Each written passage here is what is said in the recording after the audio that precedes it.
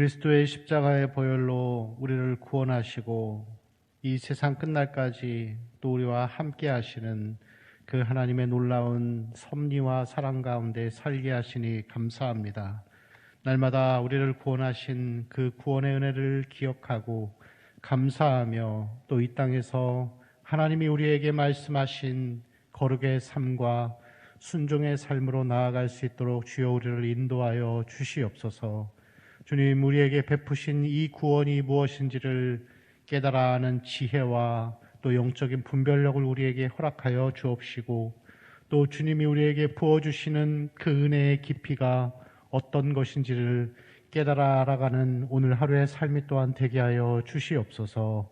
감사하며 우리 주 예수님의 이름으로 기도합니다. 아멘. 출애굽기 24장 말씀 보시겠습니다.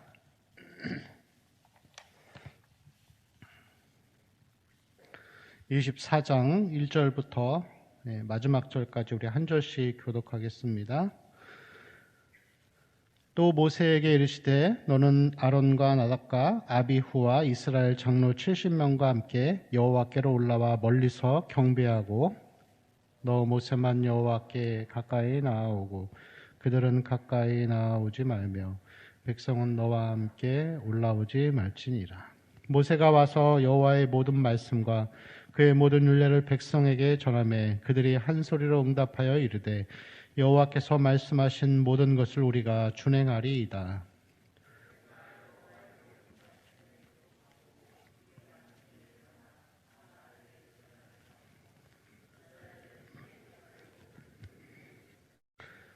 이스라엘 자손의 청년들을 보내어 여호와께 서로 번제와 화목제를 드리게 하고 모세가 피를 가지고 반은 여러 양푼에 담고 반은 제단에 뿌리고 언약서를 가져다가 백성에게 낭독하여 듣게 하니 그들이 이르되 여호와의 모든 말씀을 우리가 준행하리이다.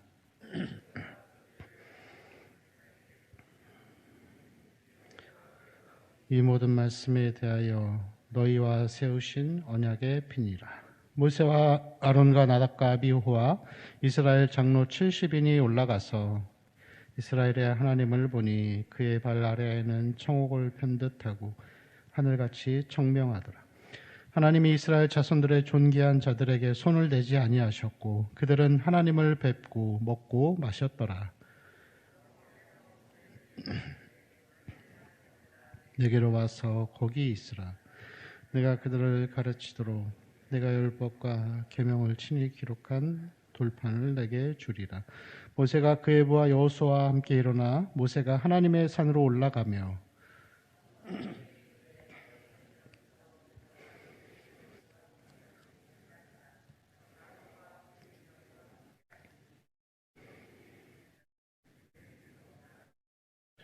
모세가 산에 오르매 구름이 산을 가리며 여호와의 영광이 시내산 위에 머무르고 구름이 엿새 동안 산을 가리더니 일곱째 날에 여호와께서 구름 가운데서 모세를 부르시니라. 산 위에 여호와의 영광이 이스라엘 자손의 눈에 맹렬한 불같이 보였고 모세는 구름 속으로 들어가서 산 위에 올랐으며 모세가 40일 40야를 산에 있으니라. 아멘. 출애굽기 우리가 보고 있는 이 24장 말씀이 시작하기 전에 20장부터 23장까지 4장에서 하나님이 말씀과 율례를 제정하셨습니다. 그리고 나서 이제 우리가 읽은 24장에서는 이스라엘과 이 3단계의 언약의 비준을 준비하는 내용들을 볼 수가 있습니다. 그래서 하나님이 이스라엘 백성과 언약을 비준하려고 하시는데 첫 번째 단계는 이 백성들과 산 아래에서 이 언약을 비준하십니다. 그래서 3절 말씀을 보니까 모세가 와서 여호와의 모든 말씀과 그의 모든 율례를 백성에게 전하죠. 전했더니 이 3절 뒷부분에 여호와께서 말씀하신 모든 것을 우리가 준행하리이다라고 하면서 약속을 합니다. 그리고 4절에 보니까 뒷부분에 산 아래에 제단을 쌓고 또 이스라엘 지파대로 12기둥을 세우죠.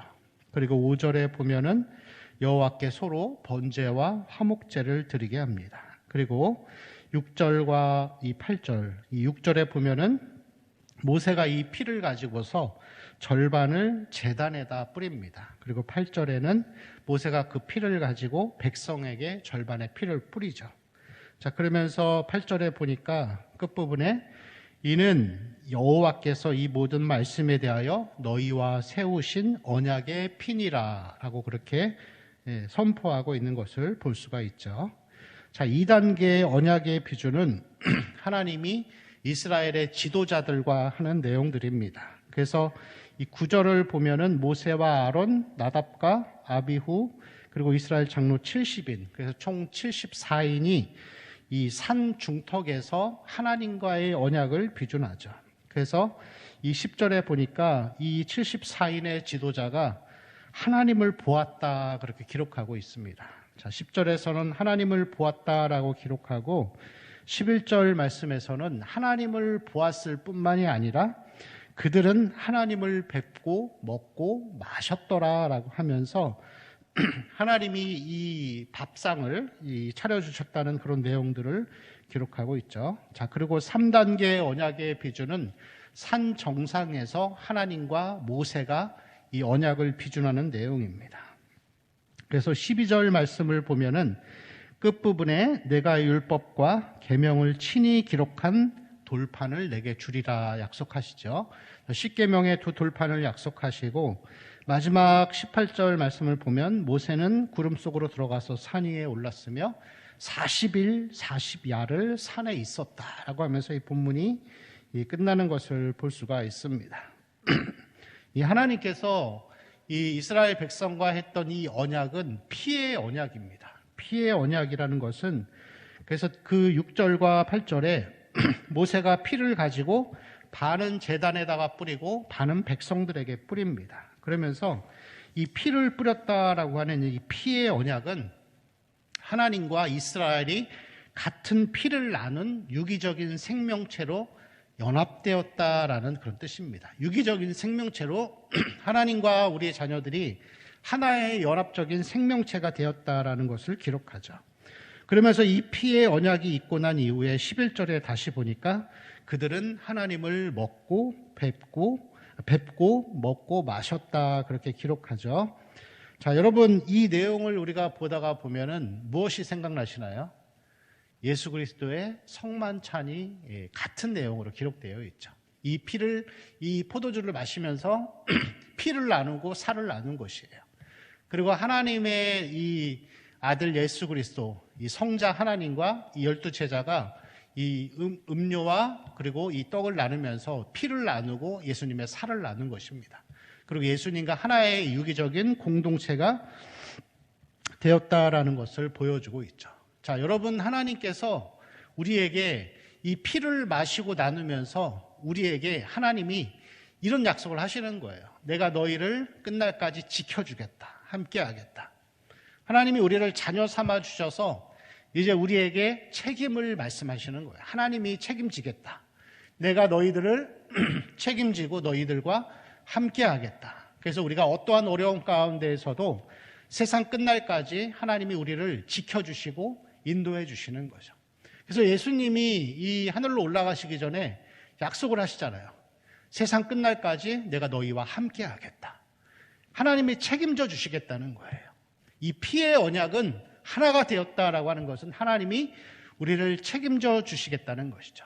그럼 우리는 이 책임에 대한 우리의 의무가 있는 거예요. 자, 이 의무가 무엇이죠? 3절과 7절을 보니까 백성들이 약속을 합니다. 하나님이 이렇게 말씀하셨을 때 여호와께서 말씀하신 모든 것을 우리가 준행하리이다. 3절에 한번 나오죠. 그리고 이 7절에서도 한 번 더 이 백성들이 약속을 합니다. 여호와의 모든 말씀을 우리가 준행하리이다라고 하면서 약속을 지킬 것을 이야기하는 것이죠. 여러분 하나님이 우리를 구원하셨으니까 다 책임져 주세요. 책임져 주시는데 책임에 대한 우리의 의무와 순종이 있는 거예요. 그건 뭐죠? 말씀을 지키고 순종하며 살아가는 삶입니다. 그럼 여러분 말씀을 지키고 순종하는 삶이라고 하는 것은 구체적으로 무엇이죠? 우리가 율법을 지키고 계명을 지킨다라고 하는 것은 이 율법의 조항들을 하나하나 세세하게 지키는 그것만을 이야기하지 않습니다. 다시 말하면 이렇게 표현할 수 있겠죠. 나는 주일 성수도 잘하고 11조도 철저히 하고 예배 안 빠지고 봉사도 하고 기도 생활도 잘합니다. 여러분, 이런 것이 말씀을 지키는 것일까요? 그렇게 되면은 이게 만약에 눈에 보여지는 세세한 조항들을 지키는 것이 말씀에 대한 순종이라고 얘기하면은 여러분, 이게 율법주의가 될 수 있어요. 나중에는 바리새인들처럼 자기 의에 빠질 수 있어요. 그럼 여러분 다시 생각해서 구약의 율법의 기준으로 보면은 나는 소득의 11조도 잘하고 예배 생활도 잘하고 주일 성수도 잘한다라고 하면은 다른 것도 다 잘 지켜야 돼요. 어떤 거? 보이지 않는 이 계명들, 미워하지 않는 거, 시기하지 않는 거, 하나님을 원망하지 않는 거, 늘 감사하는 거, 늘 하나님을 신뢰하는 거. 여러분, 이거를 매 초 매 순간 평생 다 지킬 수 있으세요? 아무도 그렇게 못 지킵니다. 아무도 그렇게 못 지켜요. 눈에 띄는 것은 다 할 수 있어요. 그럼 여러분, 주일 예배도 마찬가지죠. 주일 성수 잘 할 수 있죠. 근데 여러분, 평생 죽을 때까지 한 번도 안 빠지고 다 하다가 못 할 수도 있어요. 왜냐? 아파서 못 나올 수 있어요. 그럼 못 지킨 거예요. 그 율법을 어긴 거예요. 그게 구약의 기준입니다. 그러면 여러분, 우리가 하나님의 말씀을 지키고 순종하며 산다는 것은 이 신약의 기준으로 보면 뭘 얘기할까요? 그것은 우리 마음의 순종과 자세를 이야기하는 것입니다. 넘어지고 실패해도 늘 하나님 중심으로 살려고 애쓰는 마음의 몸부림, 발버둥 치는 거예요. 여러분, 잘 생각해 보세요. 하나님이 이 모세에게 주신 십계명의 돌판을 이 신약에서는 어디에 새기셨죠? 우리의 마음판에 새기셨습니다. 그래서 우리가 말씀을 지키고 순종하는 것은 살려고 하거나 구원받기 위해서 하는 것이 아니라 하나님을 사랑하기 때문에 하는 거예요. 사랑하는 마음 때문에 하는 것입니다. 그런데 여러분, 여기서 우리가 율법에 순종한다라고 하는 이것은 이 11조를 잘하고 이런 문제가 아니라, 율법의 세세한 문제가 아니라 마음의 중심이 어떻게 가 있냐를 보는 거예요. 이것을 극명하게 비교할 수 있는 게 예수님의 제자들이에요. 예수님이 십자가에 죽으실 때 다 도망갑니다. 다 도망가고 베드로도 예수님을 저주하죠. 근데 그 이후에 어떻게 되죠? 가룟 유다는 돈 쫓고 가다가 결국에는 자살하고 죽습니다. 뉘우쳤다라고 하지만 그의 마음은 하나님에 대한 자세가 예수님과 3년을 동고동락했지만 결국에는 마음의 중심이 하나님이 아니라 돈이었던 거예요. 그런데 여러분, 또 다른 사람 베드로는 어떻죠? 겁나서 도망가고 예수님을 저주했지만 나중에 다시 회개하고 돌아옵니다. 그 차이입니다, 여러분. 마음의 중심에 때로는 우리가 하나님의 말씀을 순종하지 못할 때도 있고 낙심할 때도 있어요. 어길 때도 있어요. 그렇지만 우리의 마음의 중심이 돈이 아니고 세상이 아니고 하나님을 사랑하고 하나님 말씀대로 살고자 하는 이 마음의 자세가 중심에 있는 것을 이야기하는 것입니다. 여러분, 정말로 무언가를 선택하고 결정하여야 될 때가 되는 중요한 순간이 될 때 그 사람이 선택하는 것이 그게 마음의 중심입니다. 우리의 마음의 자세를 잘 기억하시기를 바랍니다.